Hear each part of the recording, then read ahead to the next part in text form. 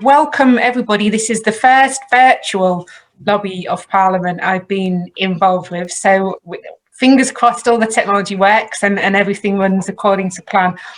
Normally, obviously, in a lobby, we'd have you down here in Parliament and you'd be able to go and speak to your MP individually. But just because of the way we've set this up with a webinar, there are, as I say, 254 people within the virtual audience at the moment. You can put comments into the chat box, but how I thought I'd do this is we'd hear from the panelists first, and then we'd invite members of Parliament who are on the call to sort of make comments or contributions or sort of add to the debate, and then we'd finish up with our asks for members of Parliament. So we're going to start off by introducing, he is here somewhere, Tom. Tom is from the Confederation of Passenger Transport, and he's going to give a bit of an overview of the general issues that are facing the coach industry and why we need all members of Parliament to work together. And I probably should also quickly mention that I'm really pleased that we have members of Parliament on the call now from the Labour Party, from the Conservative Party, some independent members, and we're also expecting Scottish National Party people and even someone from the DUP, so we're fully represented in our lobby.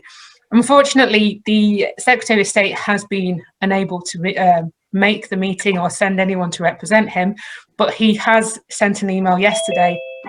The Minister in the Lords has sent an email saying that they will meet with people from the industry. So that's, we're moving forward. Okay, over to you, Tom.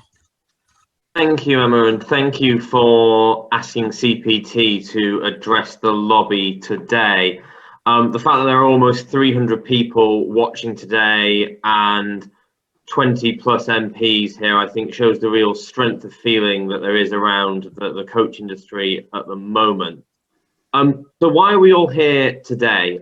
I think we're here because, by and large, the coach industry has fallen through the cracks of government departments, who's responsible for coaches, and that's not surprising to a certain extent when you look at what coach does. It does so much. It helps deliver essential journeys. So coaches help get over 600,000 children to school a day in normal times.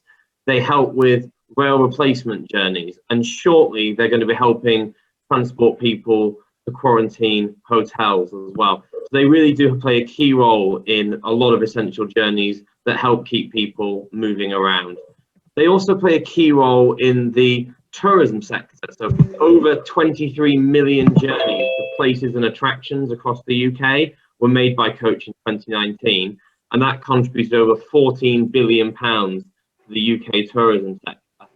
I think if we just imagine if all these journeys would still want and need to be made if coaches weren't there, and a lot of them would end up being made by car, with the obvious knock-on effects for carbon emissions and air quality and congestion at places like the school gates.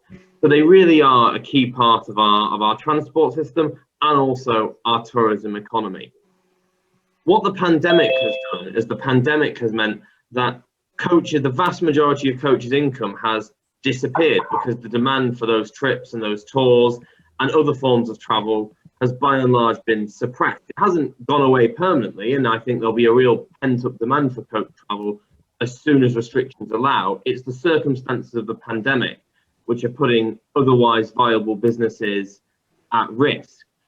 What we've also seen is, combined with that drop in income, is a lack of specific support for the sector.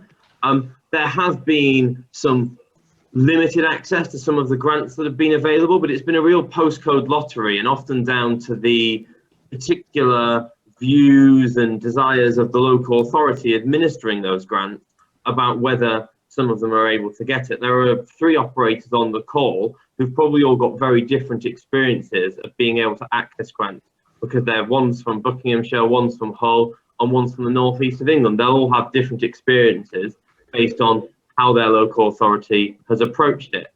And I think a lack of access to grants that are specifically available for the leisure, tourism and hospitality sector has really hit the coach industry hard. That 23 million visits and £14 billion I referred to earlier shows they're a key part of that sector, but they haven't been able to access the support that's more widely available to it.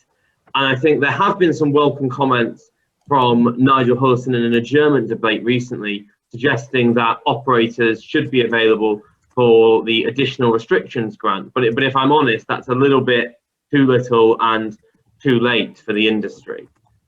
We've also got an industry which is very highly financed. Coaches aren't cheap. They cost several £100,000 to buy, and there's been a real drive from coach operators to invest in vehicles to make sure they've got the greenest and the most environmentally friendly vehicles on their roads. But what that does mean is that operators then have finance payments that they need to make, which again, in normal times wouldn't be a problem, a steady stream of income coming in. The situation we've now seen is that operators are facing real trouble in starting to make those repayments because commercial lenders are not extending finance holidays. And we went, Emma, CPT went along with yourself to see the Treasury before Christmas to have a discussion about whether there was anything further the Treasury could do to encourage commercial lenders to take a more positive long-term look at the sector's prospects. And I think it was disappointing to receive a reply, I think just before Christmas, suggesting that that wasn't something the Treasury felt they were able to do. I think I'd encourage them to revisit that. But what do we want from the government to help the industry get back on its feet and really trade its way out of the pandemic? As I've just mentioned, we do need that greater flexibility from commercial lenders to take a longer-term view of the sector's prospects, and I'd encourage the government to revisit that. We also need them to look at making sure that any government-backed loans don't have to begin to be repaid until coach operators have had an opportunity to get some income back into their businesses. There was an announcement over the weekend around bounce-back loans. I think similar flexibility could be shown to CBILS loans, and I think I'd encourage the Chancellor to look to do that as soon as possible. As soon as restrictions allow, we also need a positive get back on the coach message from the government, encouraging people to make use of coaches and particularly making sure that that is part of a drive for any promotion of UK tourism. That the coach is at the centre of that, and I'd be particularly looking to the Tourism Minister, Nigel Huddleston, to take the lead there. And finally, we need the government to look at what's happened in Scotland, where the Scottish government has put forward a £10 million scheme on a per vehicle, per grant basis to help operators with some of these high costs that they are facing. This is a proposal that was actually put forward to the UK government by CPT back in the summer of last year. And I think it's time for them to revisit that and bring that in as soon as possible. The Scottish government, along with the Northern Irish government, has introduced bespoke schemes for coach operators. And in Wales, there's a wider access to tourism grants for coach operators. It's time for the UK government to step up and back Britain's coaches in England as well. Thank you very much. Thank you. Thanks very much for that, Tom. I know that we've been joined by Nick Thomas-Simmons, our Shadow Secretary of State for the Home Office, who's got to disappear in a moment. But if it's okay with Nick, I promise I will bring you super quick, but I just want to introduce Candice first, if that's all right. Because I probably should mention how I got involved in this. And so for all those people in the audience and in the participants, it's all the noisy ones' fault when you came down to Parliament and with your coaches and you honked really, really loudly right outside my office. My office overlooks Parliament Square, and I sort of leaned out the window and thought, goodness, what's going on? Spotted Ackland's coaches, which I remember from my youth taking me to and from concerts, and sort of looked into it and found out the situation you were facing. So well done for making such a big noise. So Candice, over to you. What's the situation that you're facing right now? Hi, well, thanks for supporting this and our campaign, Emma. I think the sheer volume of people who've registered for the event and the panellists just goes to show the magnitude of our challenges and what we're facing. So I'm Candice and I'm from Mason's Minibus and Coach Hire Limited. We're a family operated business, so myself, my husband, his brother and father. The business has been operating for 30 years. We have 19 vehicles and we operate a range of private hire, bookings, school transport and our own programme of excursions and day trips. Now, to comply with government's low emissions agendas, we've invested 1.5 million in the last 18 months on Euro 6 vehicles. And to comply with the government's passenger vehicle access regulations, we've invested £400,000. With a finance bill of about £25,000 a month. And in the first lockdown, we took payment breaks on those. That cost us about £20,000 in interest rates being added on to the end of our finances, and we've not been able to take any payment breaks since October. Our current losses stand at just over £850,000, and by April we're expecting that to be over £1 million. Our coaches have depreciated in value by 32%, which means if our company goes into liquidation, we're liable for the shortfall, and many of the coaches are guaranteed against our homes. Prior to lockdown number 3, we were operating our school transport, but without our infill work and tourism work, we were running that at a loss of about £30,000 a month. I've replaced 3 gearboxes. Well, not me personally, obviously, but we've replaced 3 gearboxes in our school transport coaches recently, because really the vehicles did not want to be sat idle. They're coaches that need to do a lot of miles to keep them going. 65% of our business is directly linked to tourism. And between April and December 2019, we carried about 70,000 passengers travelling 320,000 miles. In the same time frame of 2020, it was just 1,148 passengers. All of our staff are furloughed and very concerned for the future of this industry and their positions and what that means for them and their families. We're in another lockdown where we continue to earn 0 income. And with the prospect of the reopening, we're very concerned about the continuation of social distancing. So we can fit 26 passengers on a 53-seat coach. That's not a very long-term viable business opportunity for us. We've also had difficulties with venues allowing us to book, and in particular the National Trust have put a blanket no coach groups, which has been really frustrating. Luckily, and there are some positives, we were one of the 20% of our industry who were able to be propped up by a CBILS loan. We've basically used that to pay our finances and keep our school transport on the road. That's soon to run out, and we soon have to start paying that back on almost 0 income. We'll be paying this for 10 years.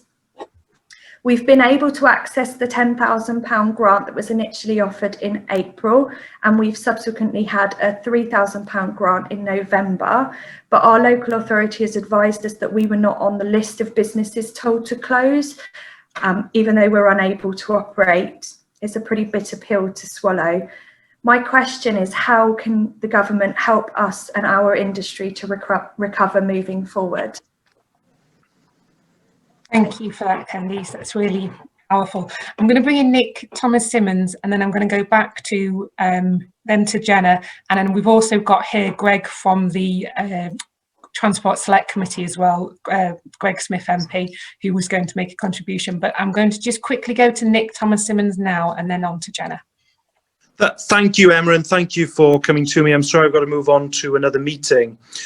Over the past 10 months, I think one of the many sobering occasions I've had was visiting a local coach company, Jensen Travel, in my constituency of Torvine, and seeing their yard full of coaches that usually would have been taking many, many people to holiday destinations around the UK. And of course, they weren't able to do that. And Jensen Travel in my constituency is typical of so many coach companies up and down the country, a really strong family business rooted in the community, employing local people. And one of my frustrations early on in the pandemic was in so much of the media coverage, it was almost as if coaches and buses were treated as one and the same, when actually they are very distinct and needed very particular means of support. Now, I'm proud of what the Welsh Government has done and actually broadened the support that is available. I'm hoping that where Wales has led, England will now follow. But I also think that we have to recognise too the additional strain the coach companies find themselves under. When I was talking to coach companies last summer, they were already dipping into reserves. They were already using up other support that was available to them. Now, further down the line, that kind of support, that extra support they were trying to bring in themselves just isn't there in the same way. And I think that the coach industry is so important to our economy. We cannot afford to allow these fine local businesses to be going bust because of a lack of support. So I'm pleased to be able to join the call today, and very much hope that we'll be able to continue to make the case to all the governments around the UK for the support that this very important industry needs. So thank you very much. Thank you, Nick. I'm going to bring Jenna then, and after Jenna, come to Greg Smith, who's the Conservative representative on the Transport Committee. Jenna, thank you. Hi Emma, thank you very much for doing this today. We really appreciate it. My name is Jenna and I'm from North East Coach Travel. We operate a fleet of 18 minibuses and coaches. Our business model is we don't do school contracts with the local authority, and we also don't do our own day trips or tours. So unfortunately, with the complete cancellations of any private hire, we have had nothing moving since March. We do operate our own one school contract that is private between us and parents, but we haven't been receiving any payments off them at all when the lockdowns were happening. So from last March to now, we've been operating at a 5% capacity. I use the phrase that Candice used, we were lucky enough to get a Sybil's loan. In reality, I don't actually feel lucky is the right word to use. I just wonder if we're delaying the inevitable by doing this. Although the government did back the Sybil's loans 80%, the finance company still got us to put down guarantees against that loan. So we had to put in coaches that were bought and paid for to use as security against it, which I thought was very unfair, because if we do go into liquidation, you know, we already had the stress of knowing that we had our coaches financed against our houses. Our houses were already at risk, and now we're even worse off because of the coaches that were bought and paid for within the fleet. We did look to do our own day trips and tours last year when lockdown was lifted. We kind of thought, look, we'll look into this market and see if we can get anything moving. But unfortunately, with the social distancing, it was just impossible, and not having a customer base there. The government really needs to say to people that it is safe to travel on coaches and give us the confidence to look to do this so we can get passengers on and get the coaches moving. Again, like Candy said, we invested in greener coaches and Euro 6 coaches. We have about £15,000 a month financed, and that's not including the mortgage payments, the utility bills. You know, we have around about £20,000 a month outgoing, and this Sybil's loan isn't going to last forever. With us not doing school contracts and not doing any day trips, I'm seriously concerned now for the summer, because our bread and butter work is schools, colleges, universities. At the moment they're closed, and even when they were open from September, they weren't doing any day trips whatsoever. If that's going to continue through the summer, we won't move this year, and we won't survive this year without anything incoming. Same as sports, we do a lot of sports trips. If the government doesn't look to open the sports trips, we won't be here, unfortunately, and it's just a very, very scary prospect. Again, with the we did manage to get the local restrictions grants. We got £2,000 for November, and we got £2,000 for December. Again, with £20,000 a month going out, £2,000 a month, it's just not going to be enough to help us survive. So yeah, thank you very much. Thanks so much, Jenna. And I think that's a really important point that you made there about how many of these coaches are secured on people's own homes, and how only 20% of the industry were able to get a Sybil's loan. And that's really important that everybody understands that. I'm really pleased that Greg can be joining us, who's on the Transport Select Committee. Thank you, Greg. Thank you very much, Emma, and good morning, everyone. If I can just start by saying I've been banging the drum for the coach industry for many, many months now, not least because I've had the privilege of getting to know, wish it could have been under different circumstances, but the privilege of getting to know a couple of coach companies in my constituency in North Buckinghamshire. Candice representing one of them, Masons in Cheddington, and also Countrywide Coaches in Prince's Risborough. And I've made the case multiple times, like many MPs of all parties on this call have done, in the Westminster Hall debate, in debates in the main chamber of the House of Commons, in conversations with ministers. I won't repeat the arguments now because I think they've been very well made already, and I'm sure they'll be made further in comments later. However, one thing that I would like to share with everyone is that, as Emma said, I sit on the Transport Select Committee, and there are a couple of us on that committee, myself and also Graham Morris, who is a Labour MP, have been talking about coaches a lot over recent months, and we finally, as of yesterday, managed to persuade our colleagues on the committee that the Transport Select Committee will do a standalone session on the coach industry. I'm hoping that that is going to be very soon. I've stressed that it needs to be no later than March, and the importance of that is that not only will the committee be able to do a deep dive into all of the issues affecting the coach industry, so that there is a clear public awareness of all of the issues, but that we will be able to ask the responsible ministers, by which particularly I think we're looking at Baroness Veer from the Department of Transport, but also potentially one of the DCMS ministers, likely Nigel Huddleston, ask him to come along so that we can get that cross-government questioning completed for everybody to see, so that we can really ensure that government has heard and that members of the committee are able to question those ministers around how we do move forward and support the coach industry going forward. So watch out for news on that. It is agreed that we will do the session, the exact date to be confirmed, but there is a commitment to do it quickly, and we will need, as part of that, looking to the 325 attendees that I now see, representatives from the industry to be able to give evidence to that session to make sure it's a worthwhile and thorough experience for all involved. So I wanted to share that with you.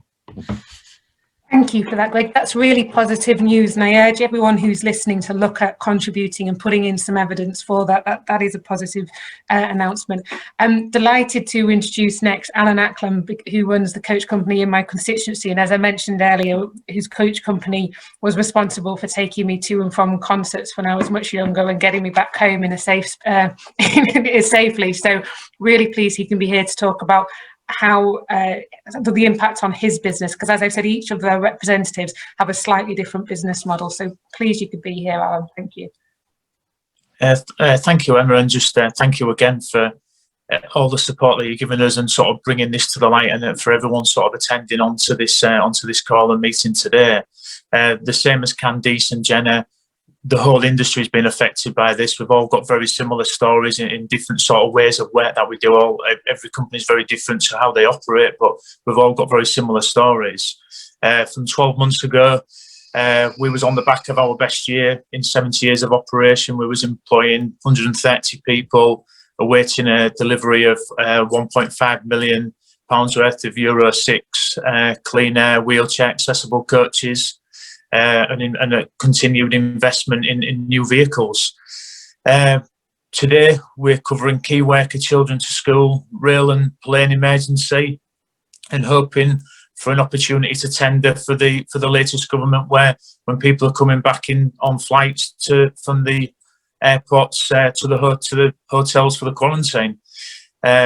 We've been through the local authority lottery grant scheme, continuously find ourselves not meeting the criteria, and now sort of relying on CBILS loans to pay HP payments on vehicles that haven't worked for coming up for over a year.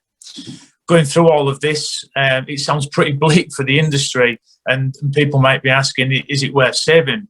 But I've worked every day throughout all this. We've been on the phones every day, speaking to customers, and it is very clear that this industry is far from over. As soon as restrictions are lifted, people are so keen to and desperate to get out there and certainly enjoy what the UK has to offer. just last week I took a call from a lady who was looking to book a coach holiday this year, and with her and the 3 friends. She even said she was that desperate to get away and something to look forward to that she'd even book a holiday in an empty field. And that's the sort of general feel we're getting from our customers.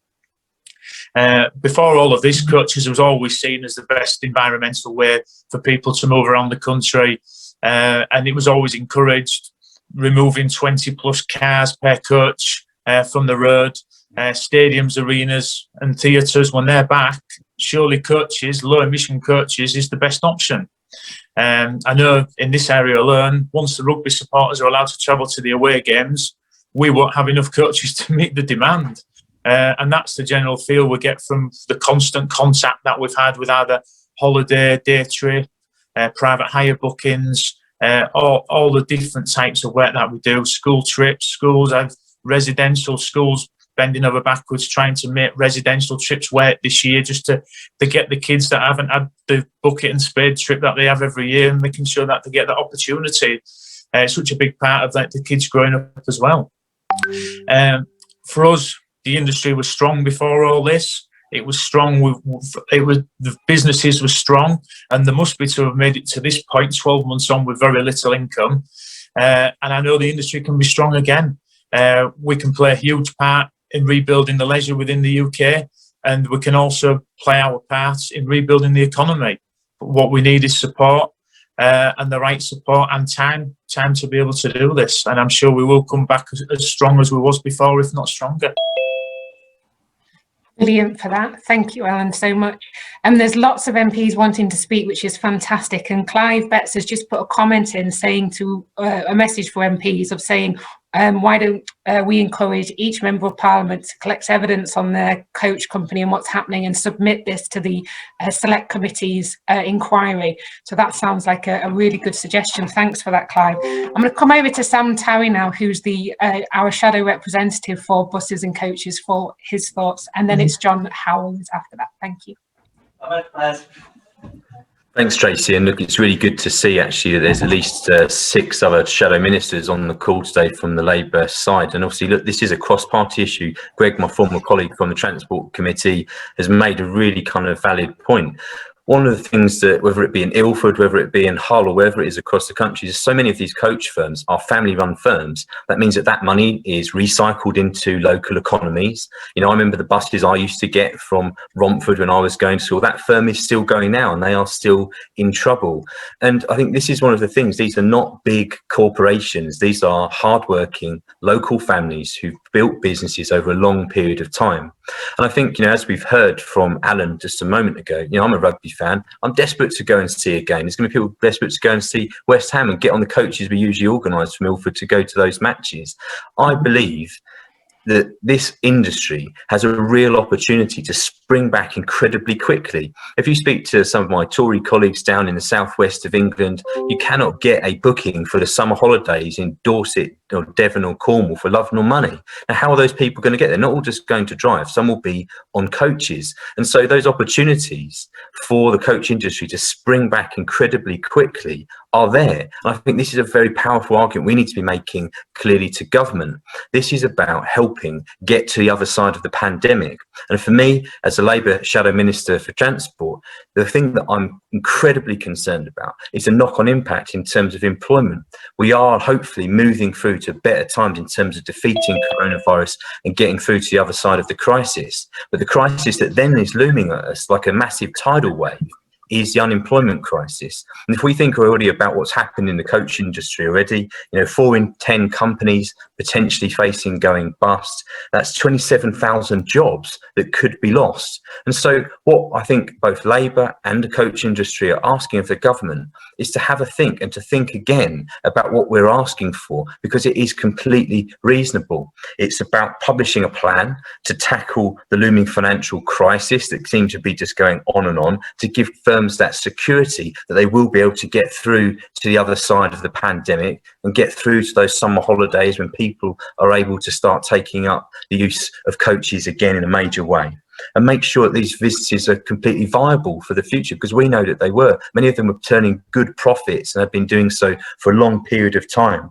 I think it's important as well that the government commits to actually providing targeted support that they've done in other parts of the transport sector, or indeed allowing some of the things that have happened in the tourism sector to be extended to the coach industry sector as well. If it's working for other parts of the economy to get us through, then clearly it could be applied to the coach industry as well. And I think it's really important that that happens, because it's not just about supporting the coach industry. We need, if we're going to get back to going to sports, get back to going to theatres, get back to going to places where families go on holiday, we are going to need those coaches and the firms there to provide the service once we get the restrictions lifted.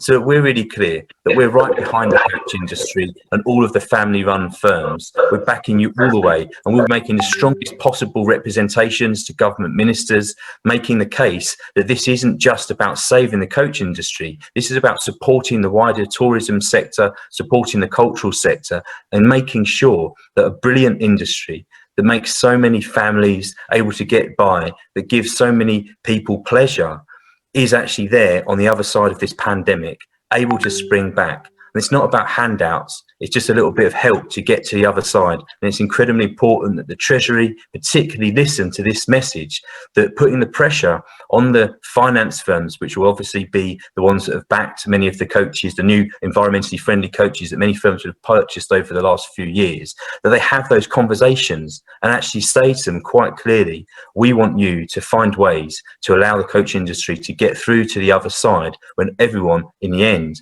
will know then that actually this can be a profit-making, decent industry supporting local jobs and local families all across the UK.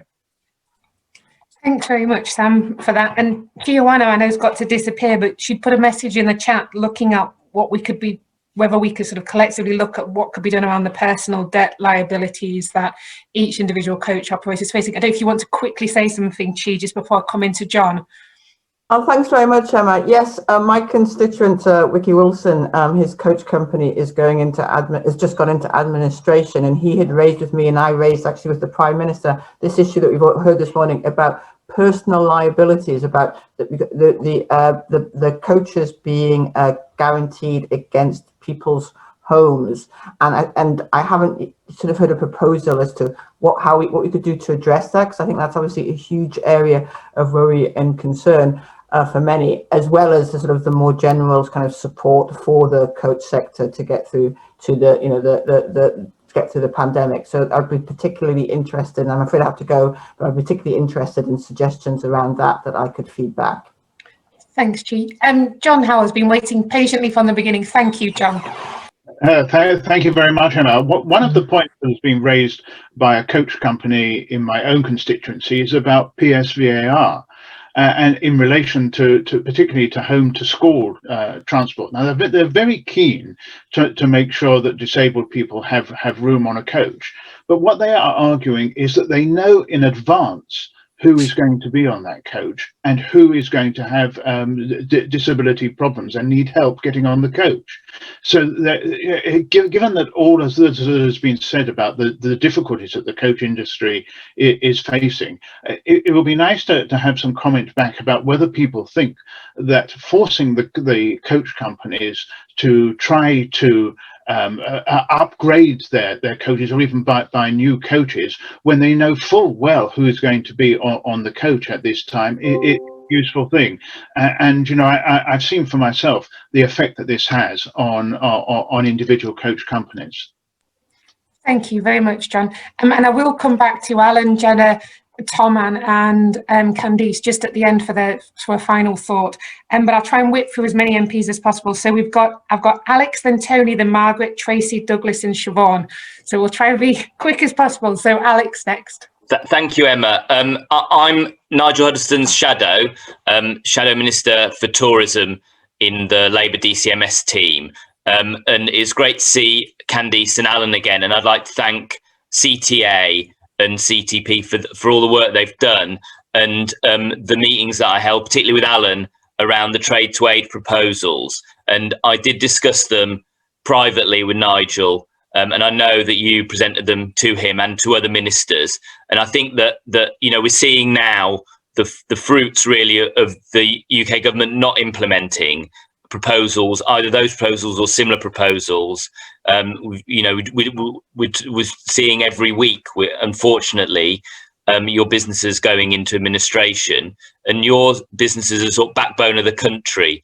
Small family-run businesses employing local, and some of them not so small, but employing local people, providing money to the local economy, supporting the local supply chain. And let's not forget the coach builders in Scarborough at Plaxton's, who without your businesses won't survive either. And those are good manufacturing jobs in Yorkshire, and I'm a Yorkshire MP, so very keen to hold on to our manufacturing jobs. And I think the truth is that there is sympathy within government departments, within DCMS. However, as with everything, there is a blockage in the Treasury, and it's trying to place our fire on to the Chancellor and onto the Treasury to unlock the support that you need, and for us to utilise ministers in the different departments which have an overview of you. And it is a problem in lots of in my brief, there's lots of areas where the people I deal with fall between many departments, and coaches is again one of them, because obviously there's myself on the call, there's Sam, who's in our transport team, who shadows Transport Ministry. You've got the Bays team again, who have been interested in this, but at the centre of it all, there is the Treasury. And I think that going forward, we need to redouble our efforts on getting you the support you need. And this support model, which is based on the number of coaches that you have, is really important because of the different utilisations of each one of your vehicles. My interest is obviously in the tourism sector, which really you'll utilise your coaches from Easter through to the end of the summer holidays or a bit further. But there are many other departments, education, for instance, around school coaches, which utilise them all through the year or through different parts of the year. So this is a real collective effort, and so we need to work together on both sides of the house with all those different departments putting that pressure onto the Treasury. Thanks very much, Alex. And I'll come straight to Tony, and then it's Margaret. Tony? Thanks, Emma, and thanks everybody for organising this. And I'm very pleased that Stephen Ward from Sounds Travel in my constituency, I know, is one of the participants this morning. I'll be talking to Stephen about the needs of his own business, because Clive's suggestion that we put evidence to the Select Committee, I think it's really important, because in the end, yes, it is about the industry, but actually it's about firm by firm, precisely because every individual company will have its own different needs. It's important that we do reflect the range of needs there. One of the things that's illogical to me is that some companies have been able to get assistance and others not. That just doesn't make any sense. We've got to insist on some form of level playing field. Also, I think it was Tom who made the point before that nobody can begin to pay back loans rather are difficult in any way, because of course they do need paying back, but they can't be paid back until there's an income stream coming in to meet that. And there's got to be an understanding in government that the timing around loan repayment is absolutely crucial. Final point I want to make, Emma, simply is this, is that following Alex's point really, this industry is a service industry, but of course many other industries do depend on coaches, and we've got to mobilise the support of other government departments, whether it be the sport, leisure, whether it be education or wherever else, to say, look, if the coach industry is not there, you will have to reinvent it, and that will be an awful lot more expensive in the future than to make sure we've got the existing one working when the skills base and actually the environmental base are already there. Thanks everybody for today's session. Thanks, Tony. Margaret, welcome. Thank you, Emma, and thanks for arranging this today. It's great to see such a large amount of people on this call. I just want to start off by giving a shout out to Parks of Hamilton in my constituency. So they're a kind of leading private coach hire organisation, family run business again, operating really high quality coaches. So they're one of many coach companies across Scotland. I just want to go back to what Tom spoke about from CPT, because obviously in Scotland we do have a fund that's been set up by the Scottish Government, the Scotland Coach Operators COVID-19 Business Support and Continuity Fund. If you can say that all in the one breath. It does open on Tuesday the 16th, so anybody from Scotland on this call, it would be good for you to, I urge you to check it out to see if you're eligible for any of the funding within this. So it started off as £5 million, and because of further evidence and lobbying by Tom and others in CPT, it's been doubled to £10 million. So there is a criteria. So it would be good for anybody that wants to check it out to go on to the Visit Scotland. It's being administered by them. And it is only open for a short time. So it opens on the 16th of February, closes on the 23rd. Some of the criteria, you know, looks at the newest and most environmentally friendly coaches. So that's one side of the criteria, and you have to have been in operation since the 1st of December 2019. But it's good to see this in Scotland, and I'd like to see a kind of sector-specific support package for the coach industry across the UK. And I'm here today just to stand in solidarity with coach operators across the UK, and hopefully the Treasury will bring forward something to help everybody UK-wide. Brilliant, thank you, Margaret. And then I've got Tracy, Douglas, Siobhan, and then Abina. So we'll go as quickly as we can. Tracy, thank you for waiting. I'll keep it really quick. And Emma, thank you so much. I can't tell you how important this is. And I just want to shout out to those people from my constituency who are on this call: JB Travel, Star Coaches, Safeway Coaches, Mini Travel Executive, all family businesses, all really suffering because of the expectations that exactly what was said earlier, that coaches and buses are different. And they're, you know, these owners of these family businesses sat in their yard watching buses go past, packed with travellers, and they're fogging their coaches, they're spending fortunes on safety measures, and still not able to get up and running. And remember, this is a fourth emergency service that when the trains aren't running, we use the coach replacement service. And certainly as somebody who is really interested in the creative industries, we know that the only way that a lot of people in towns and villages around the country get to the theatre or get to the West End is through coach travel. And I just want to say I'm very happy that finally we've got this look an investigation into the sector, and hopefully there will be some good outcomes, because so many businesses are saddled with massive debt. Their loans on their brilliant, beautiful coaches with disabled facilities and lifts and all of that sitting in yards. We cannot rebuild our economy if our coach sector is on its knees. So thank you, Emma, for gathering together these brilliant people who have showed such resilience in terrible times. And just wanted to say solidarity to everything that you're doing. And do reach out if you're in West Yorkshire to me, Tracy Brabin, MP, Batley and Spen, and you know, we can work together. Thanks ever so much, Emma. It's a really brilliant initiative. Thanks, Tracy. And then on to Douglas. And I've just seen Esther McVeigh's popped a message in the chat. We'll get you promoted up to a panelist so we can see you, Esther, and then you can come in after Abina. Thank you for joining us. But Douglas and then Siobhan, thank you. Thanks, Emma, and thanks for organising this. And I think the turnout of MPs shows how coach companies up and down the country have been engaging with their politicians throughout this pandemic, and it's a great turnout, largely down to their campaigning throughout. And I was delighted to see Kevin Main from Buckie, who I've been working with since back in March to try and get support for Mains of Buckie and others in this area. I think just 2 points I want to say, I don't think it's come up so far, is there has been throughout this confusion about the difference between support for buses and coaches, and somehow the government thinks if you help buses, you've helped coaches, and the two are completely different. And I think that confusion still reigns within government, and we need to get the message across. These are separate industries with separate challenges and need separate support.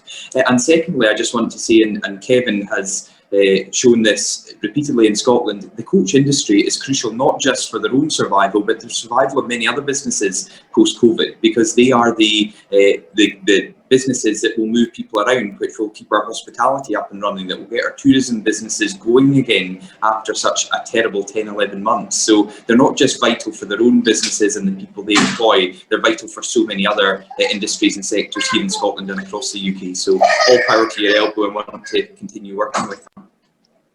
So much, Douglas. And I just love the sound then of you having to homeschool and give a contribution for the coach company at the same time.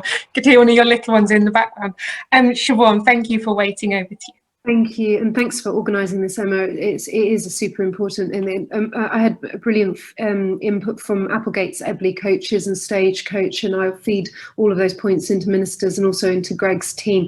I actually, a bit of a pitch to Greg and to all of us that are lobbying, are trying to sort of work through the order of kind of importance. I think given that the budget's coming up in the immediate term, that focus on this being a special sector that needs special attention because of the loss of 12 months. So I put this in with the, the wedding and events industry. The government has got huge, and the Treasury got huge pressures. Every call that all of the MPs on this have, there's lots of desperate businesses and lots of desperate sectors. But I do think this should be treated separately. I've been asked to raise the desire for furlough to be extended for the coach industry. Pressures on the employees. These are family businesses. Everyone's made that case. In the medium term, I hope all of us can join together and say that we cannot lose another summer. We've got the vaccination programme going on. The Prime Minister's looking at the roadmap.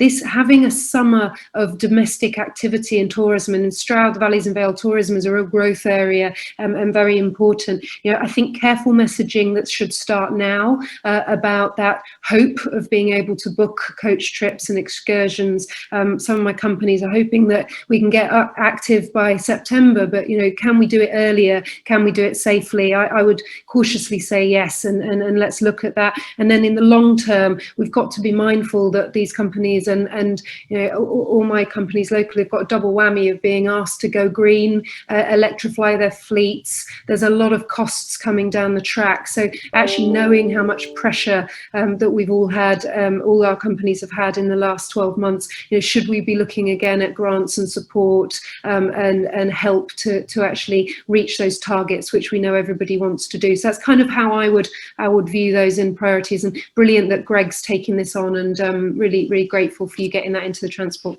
Committee. Thanks so much. And then I've got Abina and then Esther. Thank you. I just want to say thank you, Emma, for organising this meeting. It's really important. I just wanted to do a shout out to Phoenix Tours and Abbey Travel, who are two coach companies in my constituency. So I think Stephen Hittish are there. I think things that I think we should also be flagging up is about these insurance companies that have inflated their rates through the COVID-19 period, which is hurting a lot of the companies. I've been told there's only 7 insurance companies across the whole country that these coach companies can sign up to. So looking at how we can negotiate a payment relief for the government coach companies, I think that's something the government should be looking at. I think also the messaging, I agree with the messaging, but also I think we should be highlighting the fact that a lot of these coach companies have played a role in upgrading their coaches to be more environmentally friendly. Abbey Travel in my constituency over 2 years has invested 3.5 billion upgrading vehicles to coincide with the ULEZ requirements, which was due to start last year. And also about issues receiving where it's been discriminatory across the board, where some coach companies haven't received business related relief and have also in addition received repossession order against their fleet. And as we've mentioned already, the bounce back loan is a drop in the ocean. During this period, one of my coach companies in my constituencies have tried to diversify their business because obviously not everyone is travelling. There needs to be some support out there to help those family-run businesses to be able to change their kind of companies in terms of their skill sets. And I just thought I'll just flag up something that's been raised by one of the coach companies in my constituents in the chat, who suggested maybe the government should issue vouchers to help with PSV AR conversions, and then that would make them be compliant. This has come from Phoenix Tours. So that's it really. Thank you. Thanks very much. And then Esther and then Sarah, and then I'll back to the panelists. Thank you, Esther. Thank you very much indeed. And Emma, thank you for arranging this. I know time is limited and so many of the points that I wanted to raise have already been said. And I think it is the absolute importance of the coach industry above and beyond themselves, and everybody said that it is a way to get around, to go to other things, sporting events, schools, holidays, whatever it would be.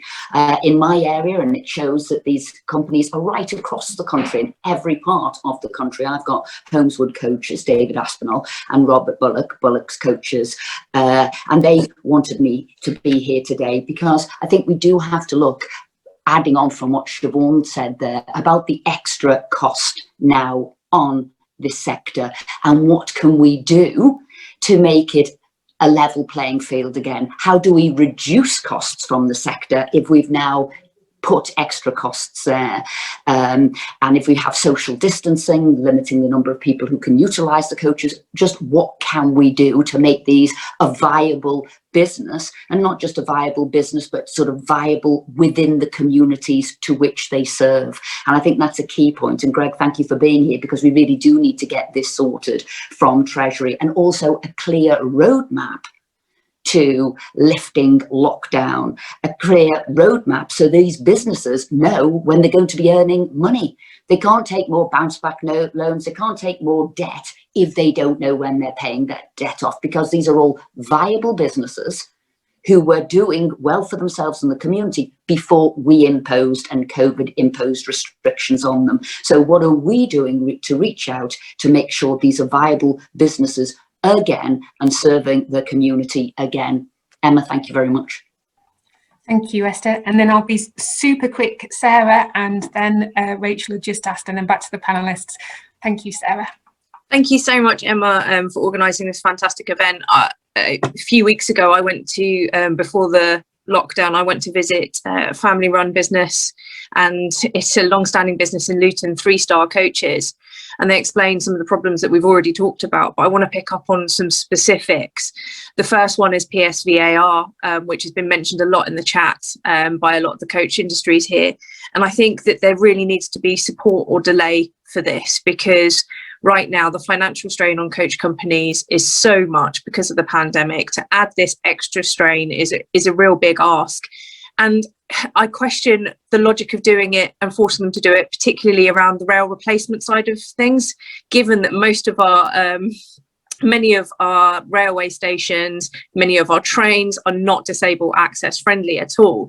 To ask the coach companies to do this first is a really big, I think, financial pressure on an industry that can't take it at the moment. The second one is around business rents. And we saw rent relief and stops for evictions for private tenants, and that was absolutely right during the pandemic.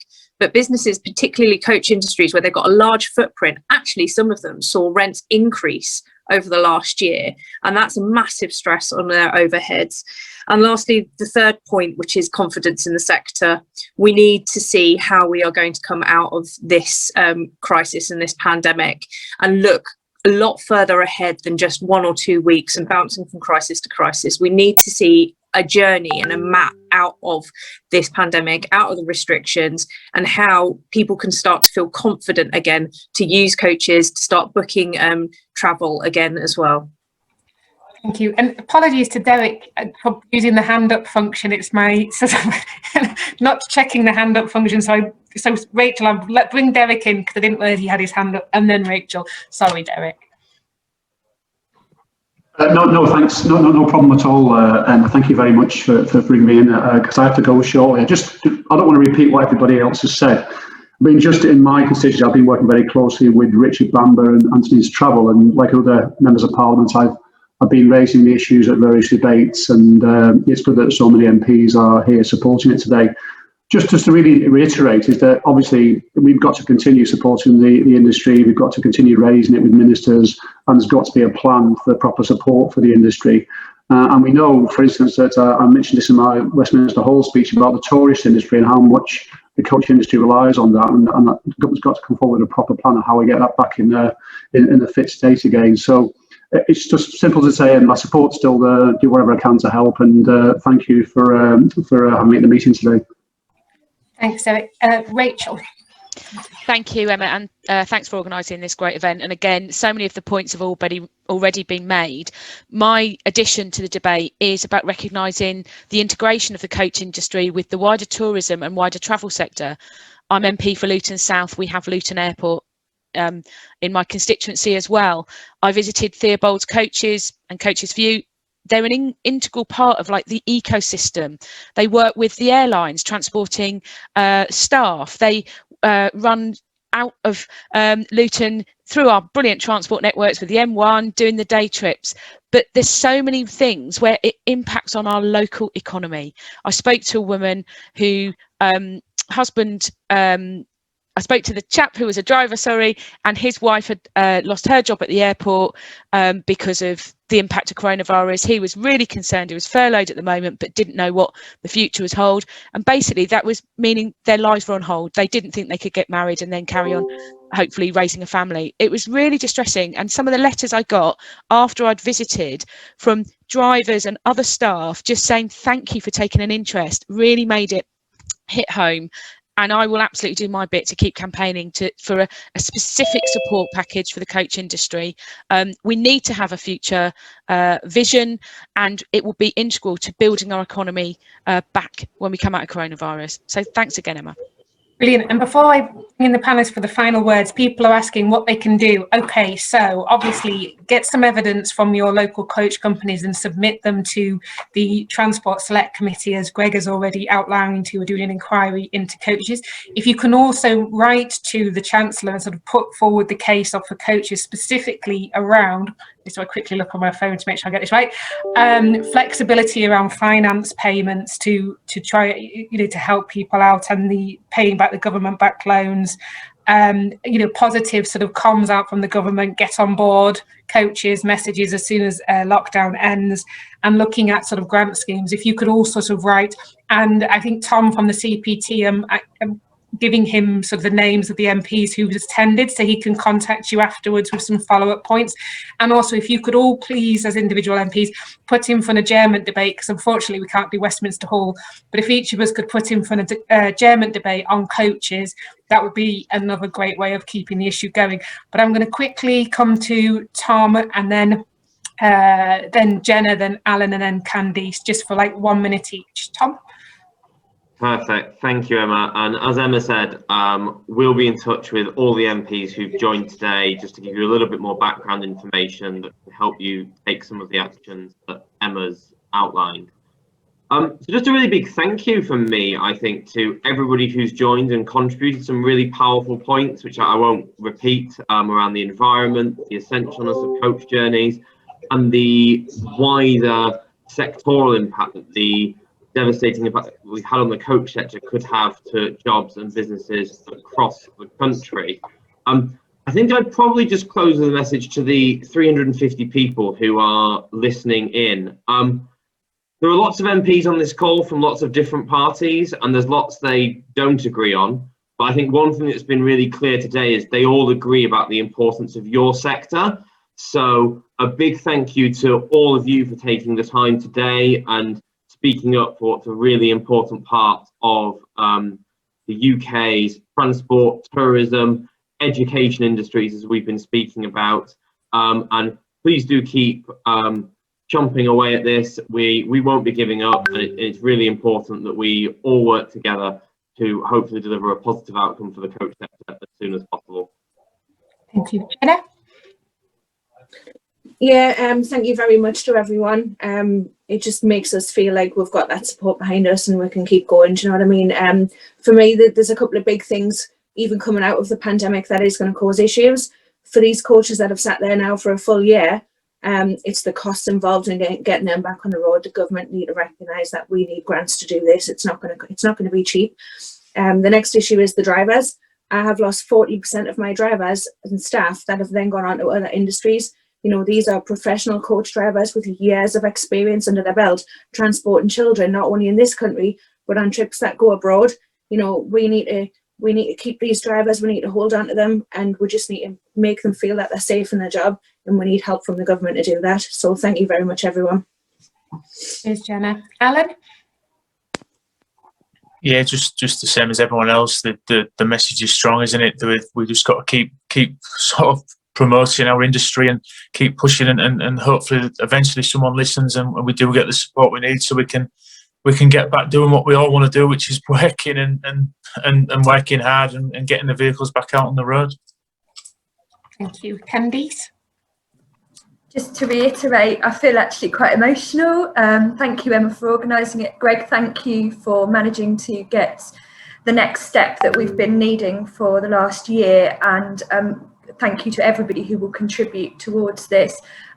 We are really an essential part of this economy, but also our local communities. And I'm very much looking forward to the day that I can take our more older passengers who've sat inside for a year back out on their trips and starting to enjoy their life again. And we're a big part of that. So thank you, everybody.